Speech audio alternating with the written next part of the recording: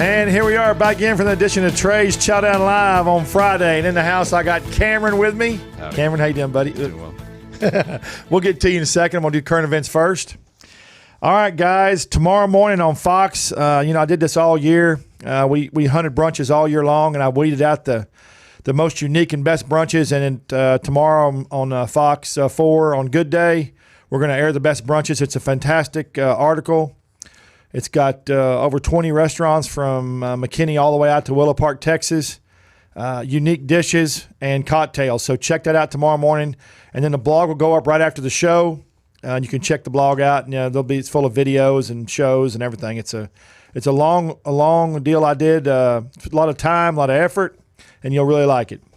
Also, too, at the bottom of that article is going to be the best Bloody Marys, which we released 6 months ago. And it's already been read by 140-something thousand people, so it's been a huge article. So check that out. That'll be in the same article. Just click the link. Front Burner Restaurants and local news. Front Burner Restaurants rebrands. They have a new CEO and they're rebranding. And if you don't know Front Burners, that's Whiskey Cake and 60 Vines. Of course, everybody should know them by now, but they don't use their corporate name a lot. But they had to, of course, rebrand her. But everybody had to figure out something after this pivot. Yeah, that's another word I've heard a lot lately. Oh my Lord. Pivot. And then El Chingon, I don't know if I'm saying it right or not. El Chingon opens up today in Fort Worth, West Fort Worth. I know I'm probably not saying that right, but it's going to be good food. They're famous. They're out of San Diego. This is their second restaurant, only their second restaurant, and they're famous for flaming food like flaming fajitas and flaming cheeses and stuff. So I'm kind of, and it's also a big bar after the restaurant. So of course they're going to get both aspects of it. Yeah, for reasons unknown, but. And then Corn Dog with No Name has opened up a new restaurant in Preston Center. It should be open here pretty good. Have you been to Corn Dog with No Name yet? No, I haven't, but I love corn dogs. Yeah, I do too. Oh, my God. I've never met a bad corn dog. No, same. Only Fletcher's. I just love Fletcher's, though. Oh, yeah, who doesn't? Yeah. And then Crab du Jour opened up, and we were there last Sunday. And I'm going to tell you something. They have a big bucket of fresh seafood. And they asked me what I wanted, and in one bucket I had 4 lobster tails. I had 2 snow crabs and regular crab. It was unbelievable. I want that. I had hush puppies. I tried fried catfish. I tried fried shrimp. I tried their crab bisque. I mean, it was absolutely phenomenal. Yeah, and so it's a one-owner guy, and he had signed the contract before the pandemic. And so we got there, and he was, and we'll talk about this later, but you know how bad it is for everybody. And he said, "Man, I already signed the lease. What was I going to do?" And they opened up right in the middle, kind of like what y'all did. Yeah. And same situation. He's doing all right. He's doing good. Yeah, he's working on customer service. Plus, It's hard to get super fresh seafood like that far west Fort Worth. So True. It's good. And then in national news, BurgerFi went public yesterday. And if you don't know, if you've ever seen my burger list, I love BurgerFi. I absolutely love BurgerFi. I went to their first. I went down. I saw them first. So their headquarters in Florida. And I saw one of their big corporate chains in Sarasota. It was just a beautiful store. And I fell in love with them 3 years ago, and they just rocketed to the top now. Yeah. Have you had a BurgerFi? Not lately, but publicly traded. Yeah. Good for them. Yeah, they're huge now. That's awesome. Yeah, they have a burger. That's a keto burger. But it's a burger with meat, cheese, but it's wrapped in a real thick lettuce. I was going to say, like, no bun. It's awesome. No bun. Yeah, it's awesome. Yeah, it's just an awesome burger. I'll eat it. Yeah. And Texas Roadhouse has got a new CEO, Jerry Morgan. And then, again, tomorrow, don't forget, Fox Good Day. You're going to find out some great things, okay? Now, one other thing I want to talk about is the new drink maker that came out. This is an unpaid endorsement, by the way. I've not used this machine. It just came out, and I thought it was cool. And Jana gave it to me, and I want to because I think it is cool. It is a home cocktail maker from Keurig. It's a home cocktail maker. You can get it, and it makes all kinds. It distributes the carbonation, the water, the sugars to make the spirits come in the glass, and it does it all for all kinds of craft cocktails. So check it out. It does White Russian, Cosmopolitan, Old Fashioned. Can you believe that? Ooh, daiquiris too. Yeah, daiquiris too. It says it does beer, but I don't know how it's going to do beer. Yeah, how does it do beer? I don't know. Whiskey sour. Just check it out. It's can I get the overhead camera, please? This is what it looks like. Let me see. I don't know what that looked right there, but that's what it looks like. It looks like a Keurig, actually, doesn't it? Yeah. You know what 100%. they did? It's been 9 months since this thing started, and I bet you this was in the works, but I bet they tried to push it through because everybody's at home now. Oh, yeah, everybody's at home. Yeah. Yeah. Yeah. I don't want to make my own drinks. At home. No, it's not the same. It's still not the same as a Not the flair. same. It's not the same as a flair as a mixologist that's got a lot of flair and personality. You're watching mix your drinks and the environment. Don't forget the environment. Yeah, it's a personal connection. Yeah, Like, there you go. You know, bartenders like unpaid, Yeah. social workers basically. You act like you've been in this business a while. A little bit, a little while. Yeah. Just half my life. Cameron, thanks for coming in today, man. I really for having appreciate me. it. I'm Yeah. glad Waylon hooked us up. That's awesome. Same. So let's where are you from? Oh man, that's a tough question. Air Force brat. So Oh, that's awesome. yeah, born in West Germany, a country that no longer exists. That's great. Yeah, no, it doesn't. And oh my God, I got Yeah. a great story for you.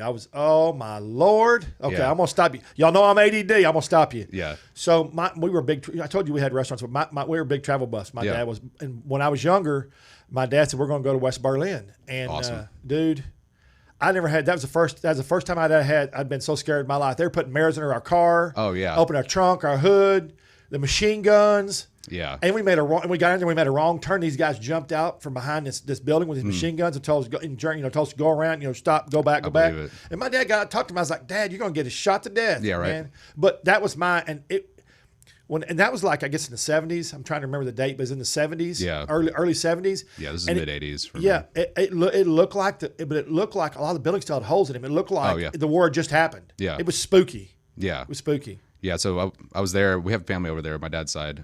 His mother is from central Germany. Sure. Stayed there I was like maybe a year and a half. And moved to the States, DC area. And then I grew up in West Texas in Abilene. So went to elementary and middle school out there. Spent a year in New Mexico. And then 3 years in Honolulu. I went to high school there, graduated there. And then came back to Texas, down in Austin for school. And stayed there. Been up in Dallas area for about 5 years now. See, that's great though. When you travel around, you get to yeah. meet people. Yeah, cultures, the food. Yeah. Like people. One thing I want to say, like 7-Eleven. You picture 7-Eleven. Yeah, right. You don't have a really good like mental image of that. Right. 7-Eleven outside of the contiguous United Right. States, it's an institution. Right. Like you go there, like in Hawaii, I get dim sum, I get like sushi, Right. fresh sushi, like all of these things. Like it's an institution outside the United States. I feel bad for everybody. Like they're missing out Yeah, on they are. the true essence of 7-Eleven. But I think the food and the culture and like, meeting so many different people and personalities like easily translates into like what I do every day. Right. Like I meet so many different people in the restaurant industry. Right. Like, and you never know. I always tell my staff, like, ask one more question. Like you never know who's sitting at your table. You have to ask the right question. That's Yeah. right. Yeah, that's right. Just make a personal connection. Like That's get to right. know people. These are real people. Talk. Everyone has their own stories. Just like get to know people. Take care of them. So what did you study in school? You went to UT? Oh man, yeah, I had 3 different majors, but I wanted to do architecture. I got in for computer engineering. Found out that I did not enjoy that, so I pivoted. We're gonna go back to that word. Yeah, word. I did athletic training for a year. Couldn't do the extracurricular commitment just because I needed a job. Right. We'll get into that. But my bachelor's degree is in philosophy with a minor in history, and I kind of focus on theories of mind, consciousness, and what intelligence is, and psychology and things like that. So That's awesome. naturally, I sell wine for a living. Sure, that's right. Yeah. Well, you sell more than wine. You sell yourself Food. and you sell food. Oh, I don't sell and you- myself. You Whoa. sell atmosphere. Yes, Yeah, sir. you do. It's the experience. You're always selling yourself. Yes, sir. So taking notes. That's right. So when you left college, where'd you go? You moved up here? No, I stayed in Austin for almost a decade total. My grandparents have lived there since the late 70s, so that's always been home base my entire life. sure changed a lot, though. Yeah. Oh man, traffic there. I love that place. Nice place to visit now, but like I could not live there. They're gonna have to, if they want to fix, they're gonna have to double deck if they want. I don't see any other way to there's fix it. no other way to do it. Yeah. But I stayed there. I ended up getting a job at a chicken wing and sports bar Cool. during undergrad. So I was full-time undergrad, full-time bartending. So a You lot can of late learn a lot. You hours. can learn a lot. You can learn a lot in fast food restaurants. Slinging Definitely. food. I'm yeah. telling you. Well, this is more like upscale casual. Yeah. They have locations around Still learn. DFW, but Yeah. kind of stuck with that. I graduated in 2008. I wanted to go to law school, but that didn't really pan out. Didn't seem like the right environment for me. Also, first recession, didn't want to accrue more debt. So ended up sticking with the restaurant game just because, we talked about it earlier. Times Yeah. are good, people drink. Times Right. are bad, people drink more, and ended up getting into fine dining at a really awesome restaurant down there called Uchi. Yeah, no, first wow. first Yeah. restaurant that I sit in, and like we're sitting at pre-shift meeting, and it's like we change half the menu every single day. Right. And I'm sitting here, I'm a service assistant, so I run food and I bus tables, and I'm sitting here trying to learn Japanese terms for all these fish and all these ingredients I never had. Like the first bite of foie gras that I ever had. Yeah. I'm like, what is this? Why It's have I not good, had this though. before? It's good. It's like meat butter. Yeah, it melts is. in my mouth. Yeah. I need to know everything about this. And so I kind of got a crash course in like fine dining cuisine and also wine there. That's a fantastic place. Yeah, it was awesome. There's such a good crew. Like so many people that I worked with have gone on to open their restaurants. I didn't know they changed the menu that much. They change it a little less now just because, they popped up in a few different markets. Sure. But they always have a specials page with like fresh fish and like specials. They always empower their chefs to make new dishes. And, it's a really creative atmosphere. What was your favorite thing about working there? Just the learning aspect, honestly. Like we can talk about wine. That's kind of where I caught the wine bug. But like just the people and the environment. Like I come in every day. I learn something new. I taste something I've never tasted before. I find a plant that I've never seen before. Yeah. And I'm like, I can eat this. Yeah. This is amazing. Yeah. Yeah. So you went from there. Where'd you go from there? So I caught the wine bug there. I was fortunate enough. One of the ladies who was my server trainer there, when I started moving up into serving and bartending, she went on to become a master sommelier, which there's less than 300 of them in the United States. Okay, let me stop you right there. Tell everybody what a master sommelier is. What does that entail? Okay, so there are many different organizations that provide wine education and certification. The most notable, most people saw the documentary Somm. Right. It's based on the Court of Master Sommeliers, the America branch. The Court of Master Sommeliers has been in Europe for hundreds of years, basically. In fact, check me on that. I'm not sure how long. I'm sure a long time. Yeah, but it came to the Americas in the 70s, basically. Yeah.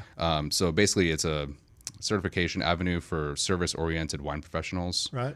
It's an education. So there's 4 different levels. There's the introductory, the certified sommelier, which is what I am right now. The advanced sommelier, which is what I'm working on, and then the master sommelier, which is level 4. What does that all entail? I mean, I'm ignorant about this, so Yeah. and I'm sure a lot of people listening are too. Is it tasting different wines? Is it learning flavor profiles? How does it work? Everything. All the above. So there's 3 main portions. There's the service aspect. So basically, you're serving a mock table sat at by the people administering the test, Right. And you're pouring wine, popping champagne bottles at the table side. Side note, you never want to actually pop the bottle.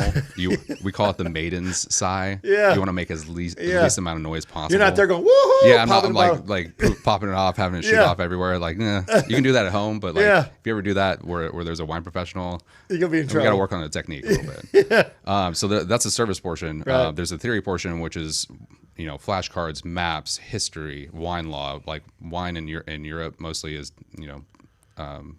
it's covered by law. Sure. Whereas in America, it's more, food like FDA and things like that, whatever. There's a big difference between it's a big difference to how people in Europe classify wine and how we classify wine. Yeah, it's heavily regulated. Yeah, right. More historic over there too. And then there is the tasting portion, which is what most people think that we do all the time. Sitting there, I have a wine in front of me. I got to figure out what it is. So that's the 3 main aspects. But so when you say figure out what it is, you're talking about white, red. What you say figure out what it is? When we're doing in a testing environment specifically through the Court of Master Sommeliers, it's red or white wine. At the certified level, which I am, there's 2 reds, 2 whites, and at the level I'm at, it's 3 reds, 3 whites, and you have 25 minutes to do that. So basically, do you look at it or can? Yeah, sight, smell, taste. Well, but if it's a color red, it won't be a red. Yeah. Okay. Well, like you get a point for that. Okay. Just 1 point though. Just 1 point. Yeah. So you walk through, I smell the wine, I look at the wine, classify the color, clarity, concentration. People talk about legs. We say side of the glass, legs. Yeah, that's more of a factor of like alcohol level and also like what type of wine it is. Kind of a clue as to what it is. Okay, so we're getting into this almost because I'm gonna go. I told you as it pops into my head. Same legs rolling down the side of the glass. Yeah. If it's thicker and more, does that mean it's a better wine? No. Supposedly, no. Okay. So yeah, we'll talk about like color of wine. Most people think red wine. Here's a common misconception about wine is like the color of the wine dictates like how heavy it's going to be. So people mostly think like a lighter color red wine is actually going to be lighter embodied. Not necessarily the case. There's some Italian reds from northern Italy that look like a Pinot Noir. You can see through it, but are very heavy and like have a lot of grip to them, like tannin, dryness, and a lot of higher alcohol. All right. So correlation, like there is a correlation between like darker red wines and body but it's Right. not necessarily true all the time. So. Okay.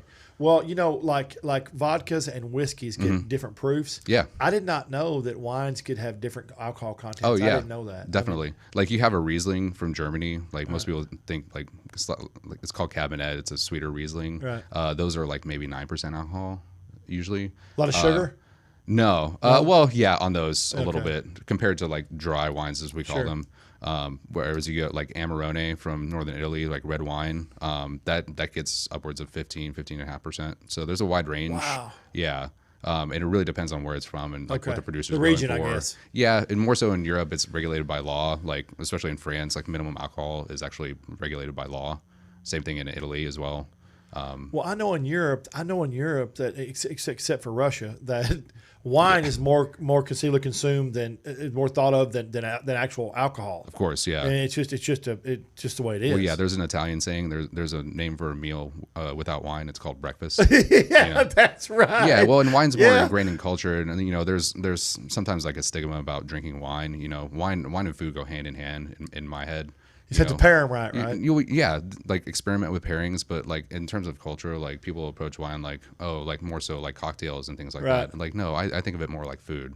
You know, it's heavily ingrained. It makes you feel good. It tastes good. Sure. It goes with your food. Sure. A little bit better than like hard spirits. Yeah. You know. So you left Austin, and when you left Austin, Yeah. what did you do? So I was still with the Uchi restaurant Okay. group, and I actually moved up here. I was the assistant general manager. Oh, at the one Uchi, here. Uchi in Dallas. Okay, cool. Yeah. So worked there.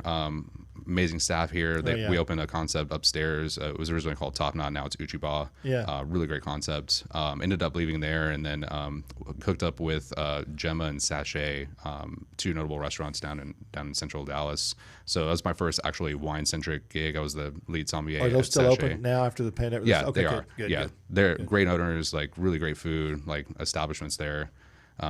Sachet is a Mediterranean restaurant, so my title was sommelier, so it was all Mediterranean wine. So I had wines from all around the Mediterranean Sea, including Israel, Lebanon, Moroccan wines. Wow. A lot So of what's the best out of all those regions? What's Man, for you? I know this is probably personal Yeah. flavor profile, but definitely, and that, I'm glad you said that. Like a lot of people ask me, like, what's my favorite wine? You know, and I always let them know, like, it changes throughout the day.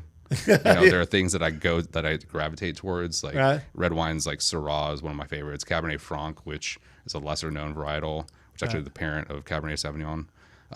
But what I enjoy, what my palate is, like I like super funky, like earthy, like funky wines. Right. You know, sometimes that doesn't necessarily translate to a lot of people. Like I usually gravitate less towards like fruit driven wines, as we say, right. like your Cabernets and things like that.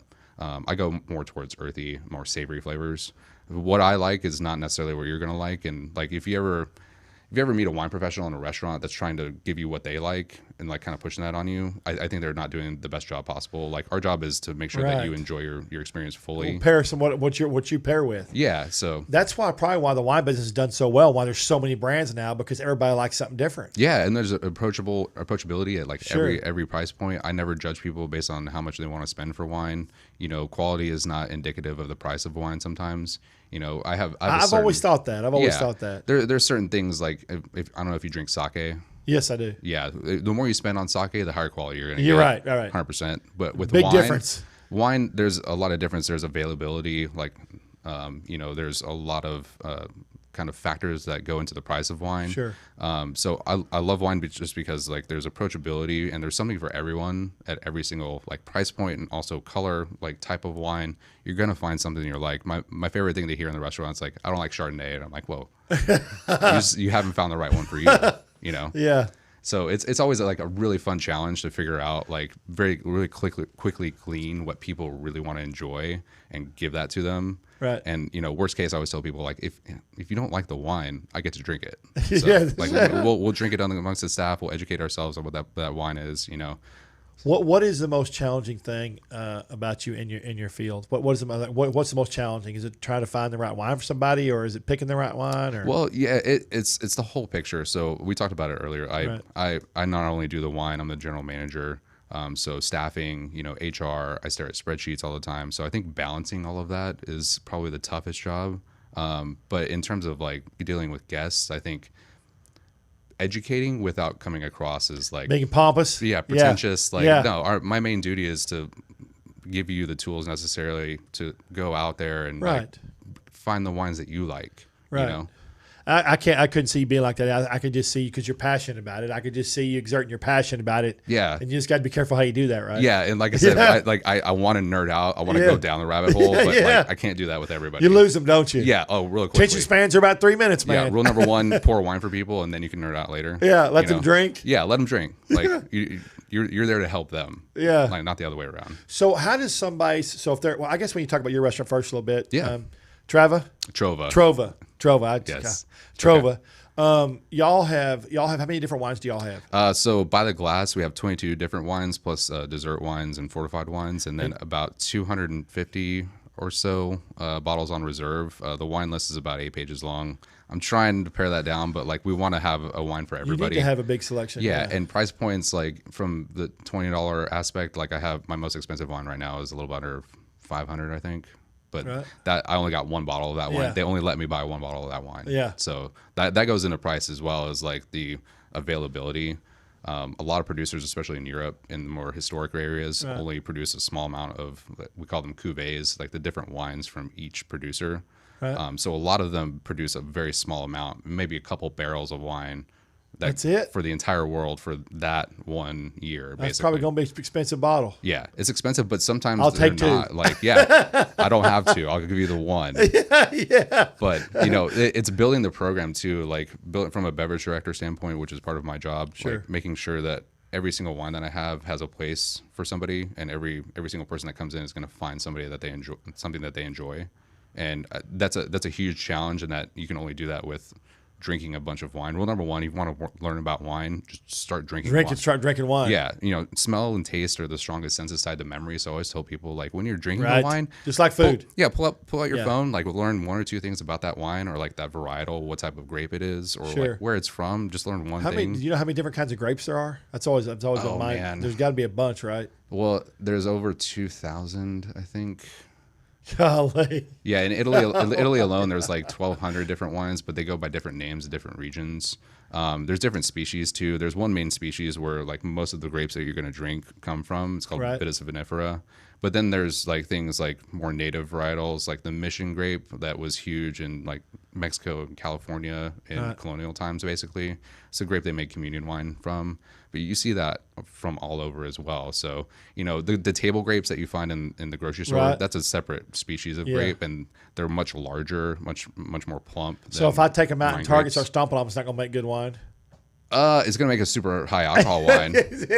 I know that. So there's a ton of sugar in those. I haven't tried it yet, though. I don't have a spare bathtub. So I just remember that I Love Deer. I don't know if you ever saw the I Love Lucy episode where they were stomping on grapes, and this is way back when. I vaguely remember that. Funny. Yeah, it used to be on Nick at Night. Yeah. What else do y'all have? Y'all have some chefs there at your restaurant. We do. Yeah, we have a small team of really talented chefs. They're a little bit y'all had some great sauces and. Oh yeah, our menu is mostly cheese and charcuterie and sandwiches, small plates and salads. I'm a cheese guy. Oh dude, so many cheeses. I should have been a mouse. I'm a cheese guy. I love cheese, charcuterie too. We make our own chicken liver mousse in house. We have truffle fries and aioli. Truffle fries, man. You got Parmesan on them or just truffle fries? Oh yeah. Okay. Freshly grated Parmesan. Oh yeah.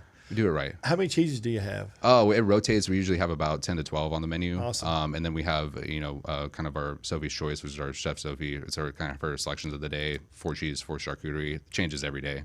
So we really wanted it to be the wine is the focus of the meal and things that kind of highlight the wine and kind of elicit more flavors out of that. So cheese and charcuterie are number 1 on the list. Wine pairs well. I mean, cheese pairs well with wine. Oh, always. Okay. Yeah.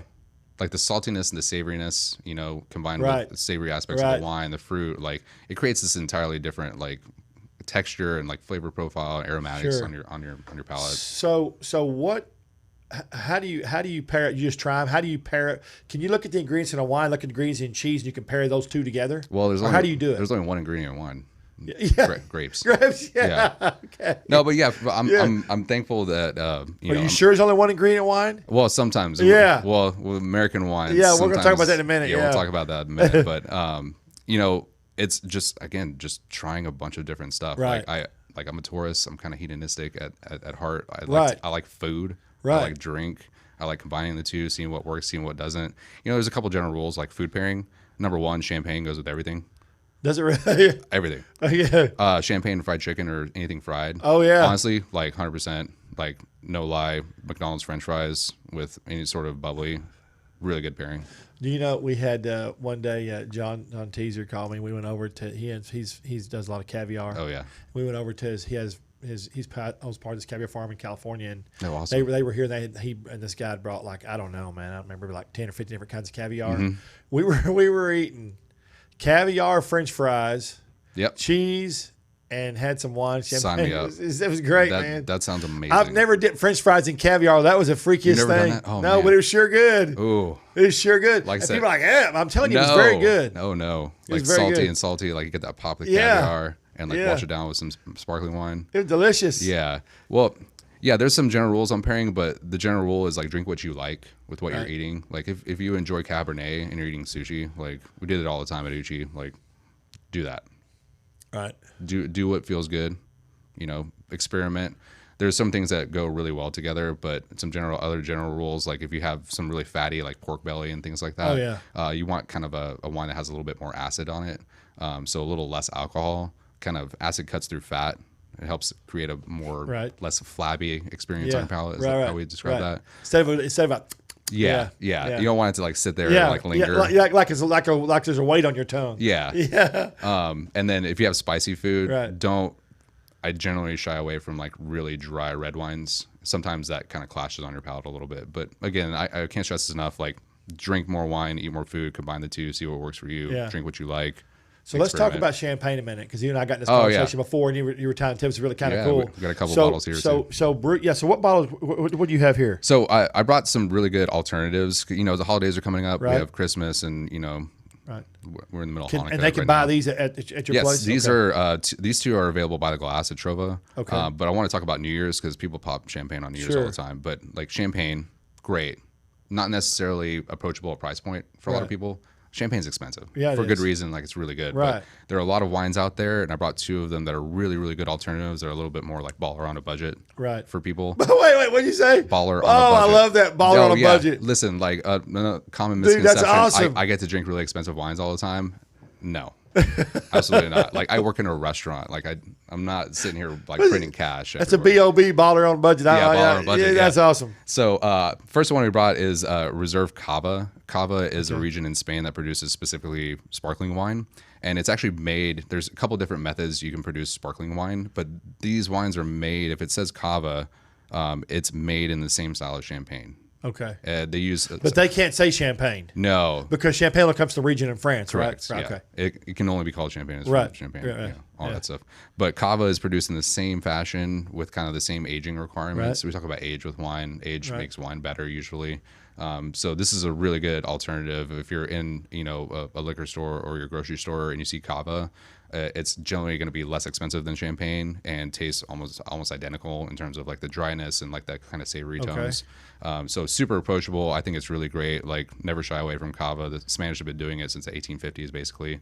That's a long time. And how much is that bottle? Just on the average. I should have wrote this down. That's okay. This one is it's $12 by the glass, $47 for the bottle. Okay. And then we all of our wines are available for retail purchase, so it's 10% off for retail purchases. Okay. And how many bottles can they purchase as many as they want? Oh yeah. Okay. So there's no limit. Oh, the limit does not exist. The limit's your checkbook. Yeah, basically. Unless you're a baller on a budget. Don't spend your rent money on booze. Yeah. I must recommend that. Okay. The second one is a Cremant. Say it again. Cremant. Cremant. I would never be able to say that. French, like I said, like pronunciation is so hard. Cremant is sparkling wine from France that's made in the same style as champagne, but not from Champagne. So this is a Cremant de Loire, which is very large valley. I like the color. Yeah, rosé. Listen, I drink so much rosé. People give rosé a bad rap. It is delicious. Yeah, it is delicious. I like it. There's so many different rosés from all over, like sparkling still. Like Provence rosé is what people are most familiar with. Right. But there's regions all over France and all over the world that do really, really great rosé wines, and I'm not ashamed to drink pink. Right. I love pink. It's my it. favorite colors. That and orange. Yeah, I can tell. Yeah. But Brut Rosé. So this is a sparkling rosé wine. Okay. Always has a little bit more of those like fresh berry tones, like strawberries. But this one is also dry. And the one thing I want to say, you see the word Brut on these. I was just fixing to ask you Yeah. that. So here, pop quiz. Like Yeah. you're in the grocery store. You see a Brut wine next to something that's labeled extra dry. Right. Which do you think has less sugar on it? I don't know. That's Go with your gut. What would you say? Brute. Okay, that's correct. Okay. So there's the kind of I was stating the obvious though because you got a I coin knew it was a flip. trick question, yeah, man. it is a trick question. So Yeah. most people think extra dry. Yeah. Actually, extra dry sparkling wine has more sugar than a Brut. Okay. So why is it called extra dry then? It's just the quality level. It's based on the French, law system, Okay. basically. So there's, Brut's right here. Extra dry has more sugar, but underneath that there's extra Brut, which has less sugar than Brut. Okay. And then what's called Brut Nature, it's Brut Nature is how it's spelled, but that's the lowest like sugar level. So that's gonna have very little sugar on it. So what champagne tastes better, the one with the least amount of sugar or the most amount? How does that work? Depends. There's also a lot of different styles. I usually go for the drier, like extra Brut. And I usually get them from smaller producers. Most of the champagne that you see is from very large champagne houses. Okay. They buy most of their grapes from local farmers, which is a great system. Right. But there's also No, that's a great system. Yeah. yeah. There's I'm all about that. Yeah, there's a couple of champagne producers that own about 95% of their vineyards, so Right. they actually control their vineyards and make wine from their own vineyards. Awesome. The Instead French of shipping them in. yeah, Yeah, well, okay. there's a really good system where they have local, like there's a lot of quality control from the people who buy Sure. grapes. There's more management in the vineyards, but like I always buy from people. They're called in France the term's vigneron. Really hard to say. I'm not going to be able to say That's that fine. either. I don't expect you to. I'll say dude, making the champagne. The farmer over Yeah, here. yeah, the farmer over there. No, that's what most winemakers are. They're farmers. Yeah, that's They're right, farmers right. first. Like good wine's made in the vineyards. There's a lot of classification for farmers that people don't realize. Oh, you don't have to. so You don't many. have to be farming cucumbers to be a farmer. I mean, there's No. all kinds from vegetables to wine to all kinds of stuff. Hell, Yeah. vodka people. I mean, they have to get their stuff from Yeah. different farmers. So it's just different sourcing. Yeah. It helps out so many different people. There's Yeah. a big system around it, but Yeah. I always seek out people who grow their own grapes and make their own wine from those grapes. So yeah. So how many different kinds of do you call them sparkling wine? What do you call them? sparkling. So how many of those different kinds y'all have over there? Oh, an entire page worth. So I want to say 31, I think at last count. So It must be a big seller for you then. yeah, I mean, who doesn't like champagne? Yeah. We have 4 different ones by the glass, including there's a sparkling red wine that's called Lambrusco. It's from the Emilia-Romagna region, Yeah. which is where all your like bologna and things like that come Right. from. Oh, yeah. Like salamis. Yeah. And that's actually really great with charcuterie. Yeah. It's weird because when you pour it, it's like a bubbly red wine, and people are like, What is that?" I'm like, "Here, drink some. It's delicious." So you know what's cool about your place though, which is really neat. They can come in and have something by the glass and see Yeah. if they like it or not, and then buy the bottle. 100%. Yeah. Whereas if you go to a regular liquor store, 9 times out of 10 you can't do that unless Yeah. they're there tasting or something. But that Yeah, doesn't- which happens a lot. But yeah. I always Not- I always tell people it's very, if you don't know a lot about wine, it's like really unnerving to go into a wine centric store, but talk to the people that work there. Like yeah, but that's what they're there but for. you want people, the average person. How do I say this? The person, their personality, they won't let them. They feel stupid. It's just like I'm not going to ask for directions. Yeah, and me, hell, I ask too many questions. I'll ask anybody anything. such thing as What too kind of many underwear you questions. wearing today? I'll ask him anything. You know what I mean? I'm just saying. Buy me a drink first. Yeah, okay. That's good. So, but if people would ask more questions about that, and if they come to your place, it's awesome because they can drink the wine Yeah. or the sparkling wine and talk to you about it, and they Yeah. can walk away with whatever they want, as Yeah. many as they want. Yeah, and we have people that come in. We have the wine wall. It's a big wall of wine when you first walk in. And like rule number 1 is like if you see somebody go over there, like just offer assistance. Like we're here to make sure you get what you want and what you enjoy.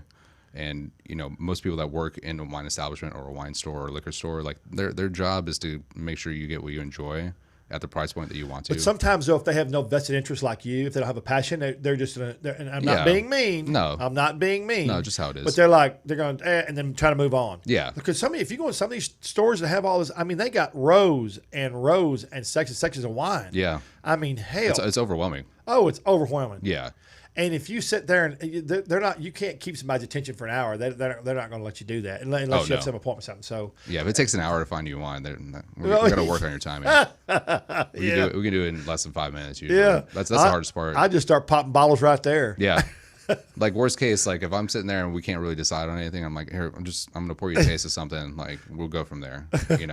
Just put wine in people's glass. Like I could talk about it all day, but at the end of the day, like you just need to drink it. Do y'all offer wine or champagne parties? Or I mean, I guess you do have parties at your place. They can rent your place out, but classes, not probably classes. Do y'all offer any kind of wine or champagne classes? Yeah, we're working on that. I did my first Zoom tasting last week. What? Yeah. How do you? Oh, do they come pick it up from you? And then we had a client that was like, we're doing this for our clients. Like we're gonna offer like a cheese and like wine tasting. So they bought all the wine, and I'm like, cool. You guys got me for about an hour, and let's taste through the 3 wines that I picked out for you guys. So you would taste them. Everybody's on Zoom. You taste them. You talk about them. It's really weird being on Zoom. It was the first time I've done one of those because like you can't. There's no audience feedback. Everybody's muted. What would Zoom have done without the pandemic? Them people. I wish I should have bought stock before. I was just about to say that. Yeah. Like, so many things. But what you don't know, you don't know, right? You don't know. Yeah.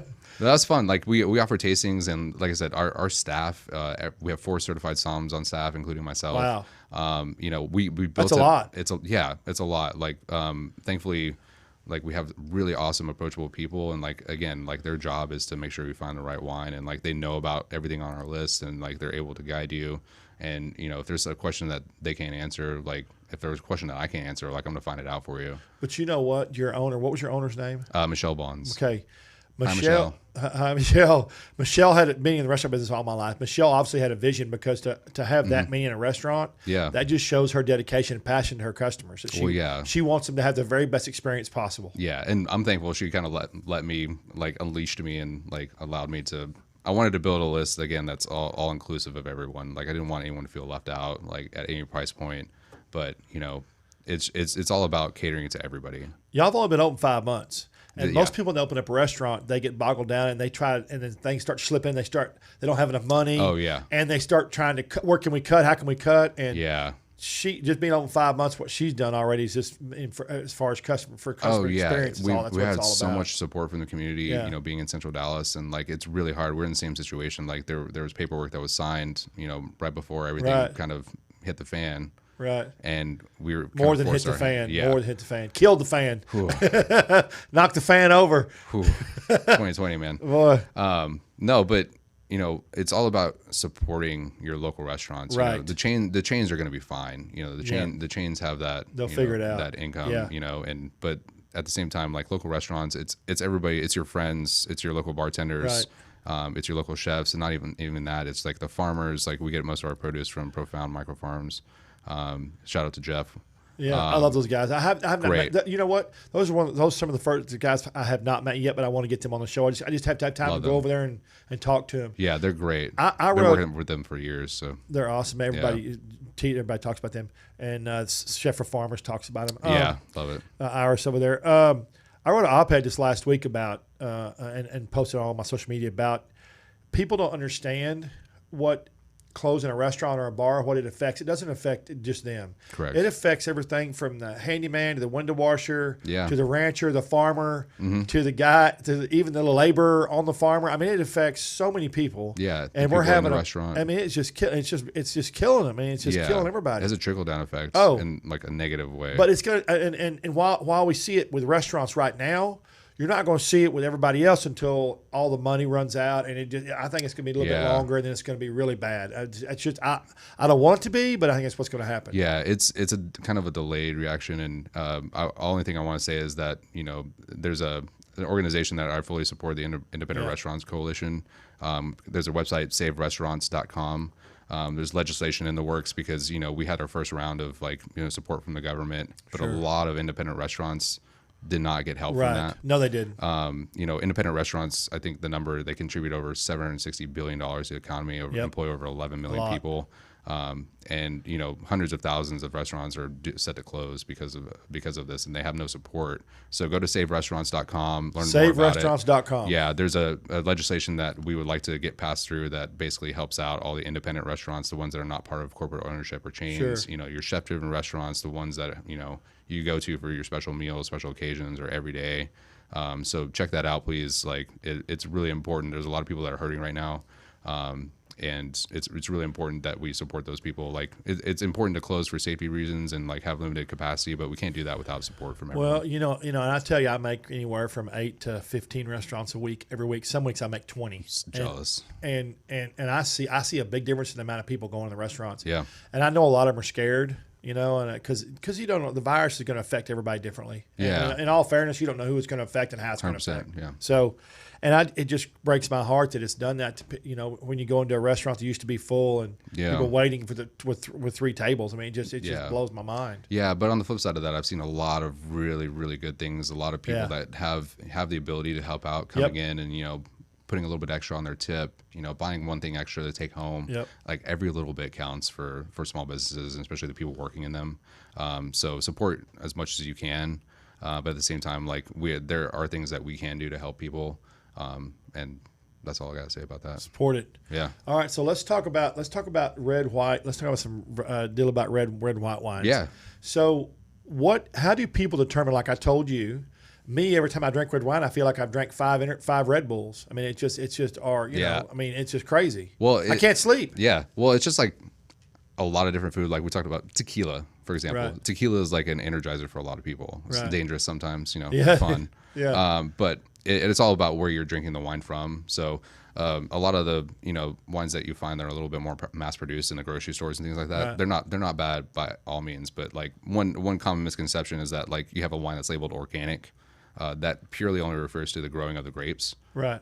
There are things, additives that people put in wine that are not bad. So it's tricky wording. Yeah, it's tricky wording. Like or marketing wording. How about let's say tricky marketing that's wording? a better way to describe it. Because you don't want to hurt anybody, but it's just kind of, it is what it is. Yeah, well, there are things that you have to add to wine. Sulfites are a big thing as well, which, it's possible to have an allergy to sulfites. Sure. But if you're having allergies to sulfites, you wouldn't be able to drink fruit juice, like eat McDonald's French fries like we talked about. Like there's sulfites are naturally occurring preservatives and pretty much everything. But there's also other things like tannin powder, things that you can add to the dryness effects.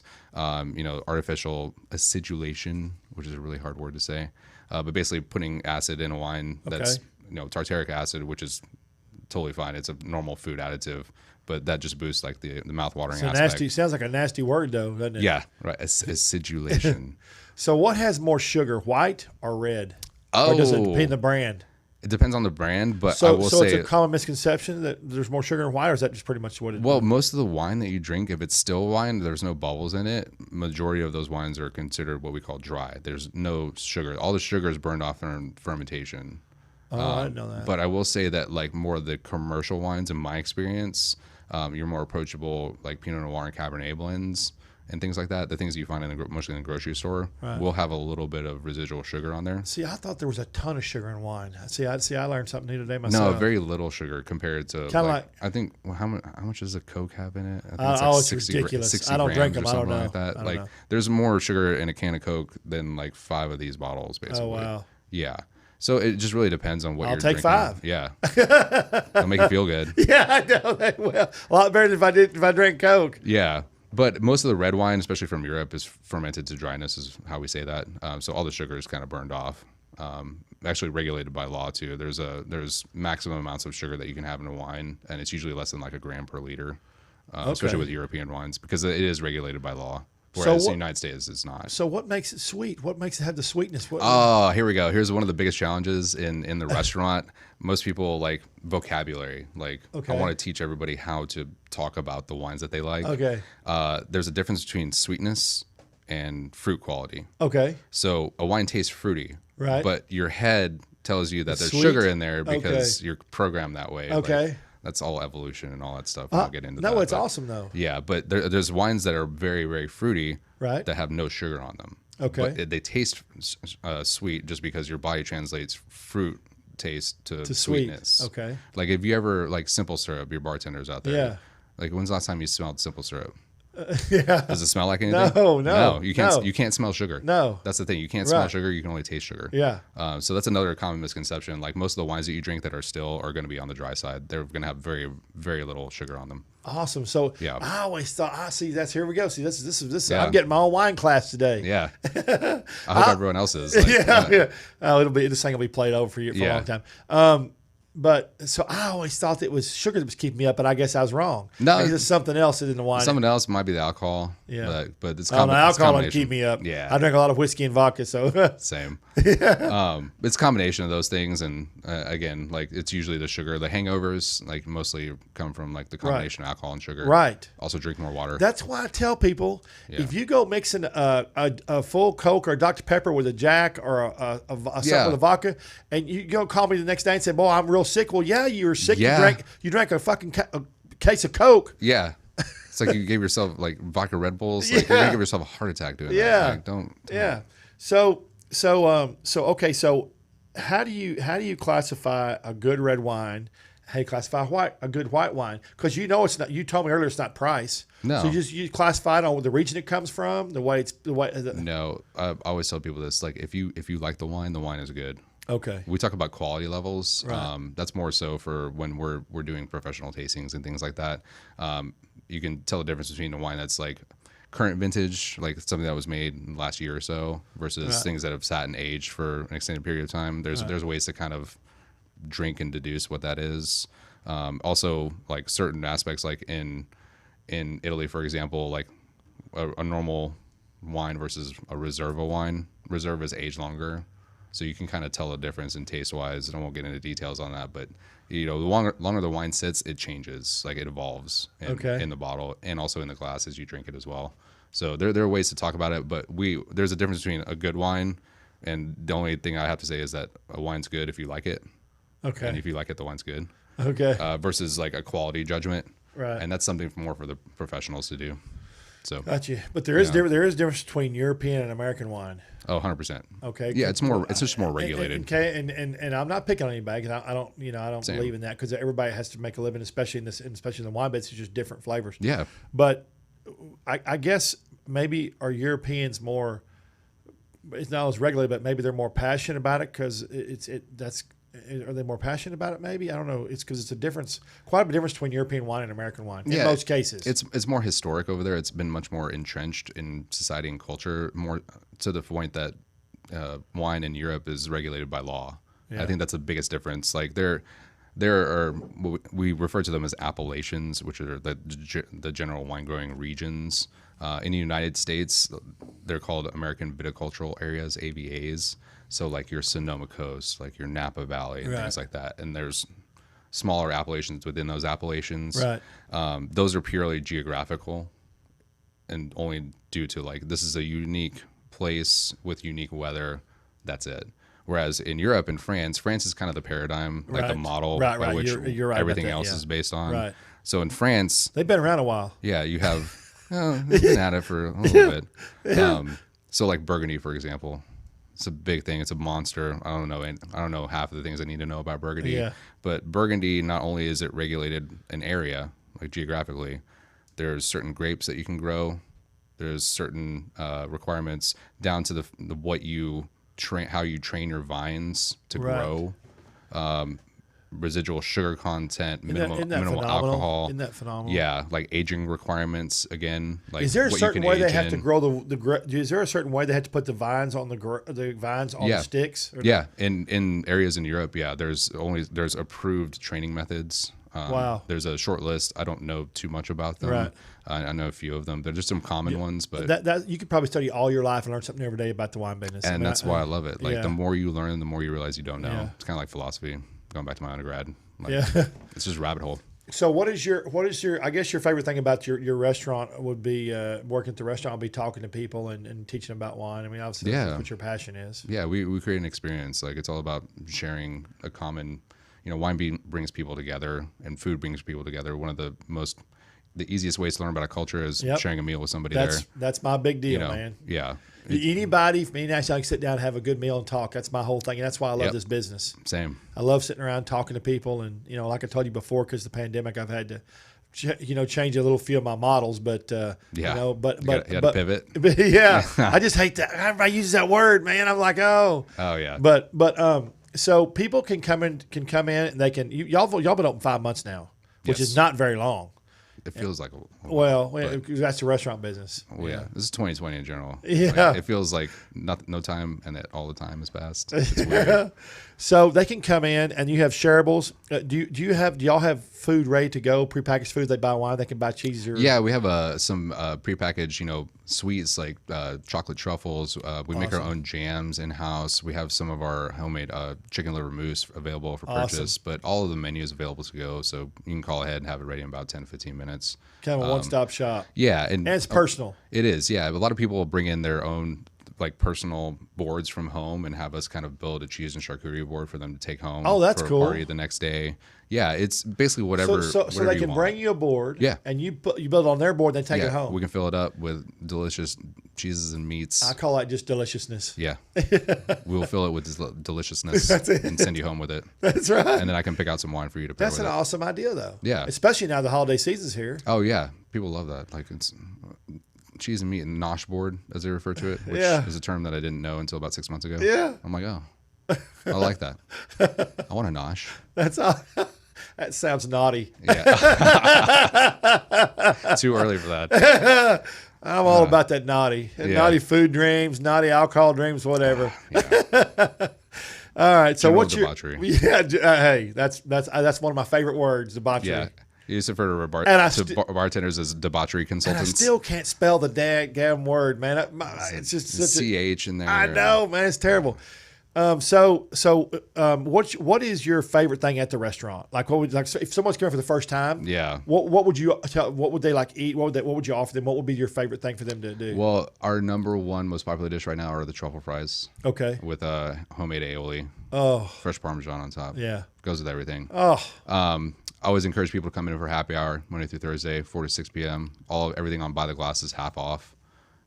So glasses range from like $6 to $11. So you can try a bunch of things. Like if you're in with two people, always recommend if you want to try some different stuff, split a glass with your partner, right, or who you're dining with. And what days are that? What days? Is that? Monday through Thursday. So all week except for Friday, Saturday. Except for Friday, Saturday. Yeah, we're closed on Sunday, which is good. The Lord's Day. I think that's right. I think it's a fantastic idea to be closed unless you're.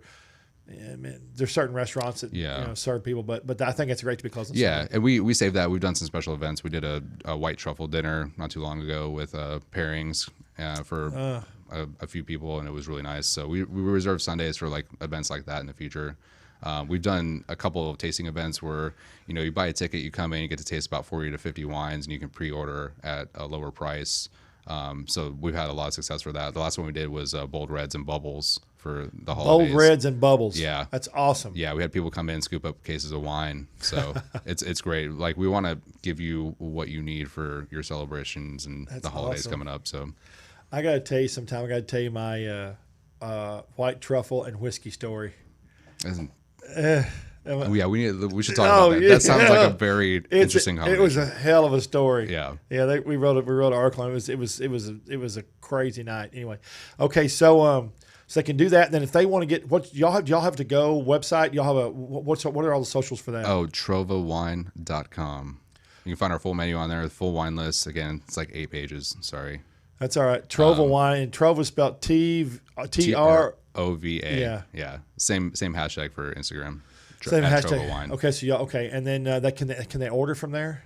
You can call. We always love to talk to people directly. All about that. Give us a phone call. Personal experience. Yeah, that's awesome. Yeah, it's better that way. It's kind of impersonal. There's certain things I like to order online, but when we order online, half the time we screw it. We've tried because that's my business, and a couple times a week we order online, and invariably 50-50 we screw it up somehow, or they don't have it, or which happens. I'd rather be able to call and talk to somebody, and it's just what do you have this? Because if you're dealing with a restaurant that works with a lot of fresh ingredients, or it's 100%. Not.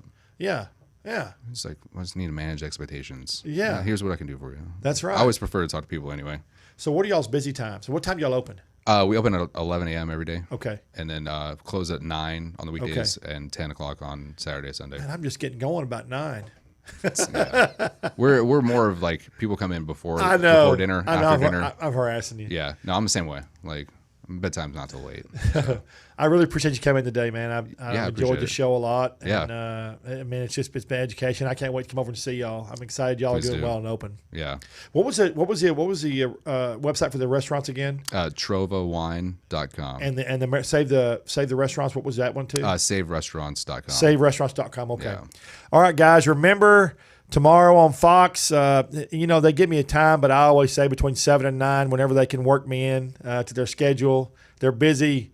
News schedule, talking about the same thing over and over about the pandemic. I just wish we'd get some a little bit more positive stuff going, but that's just the way it is right now. But best brunches, it's going to be a great article. When you get through, you can go to the blog. You go to TreyChapman.com /brunch, and that'll also have in that same brunch category. It'll have not only that, but it'll have one from last year, but it'll also have the Best Bloodies, which has just been I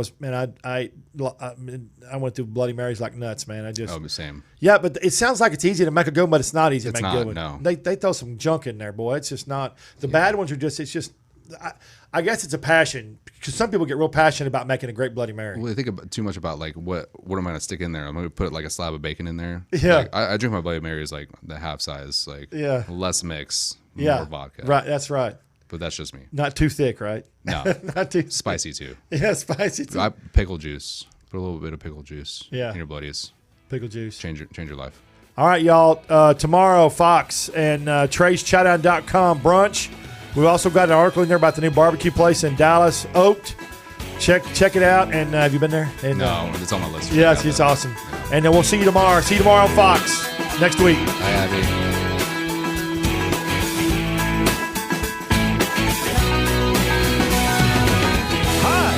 Trey Chapman, publisher of TreyChapman.com. I'm passionate about finding the best food, drinks, and chefs and sharing it all with you. I should know I have over 5 decades of food experience. Find me on any podcast platform, Facebook Live, or just Google me. Now you can watch and listen to all my great finds every week on my live TV and radio podcast at Trey's Chowdown Live.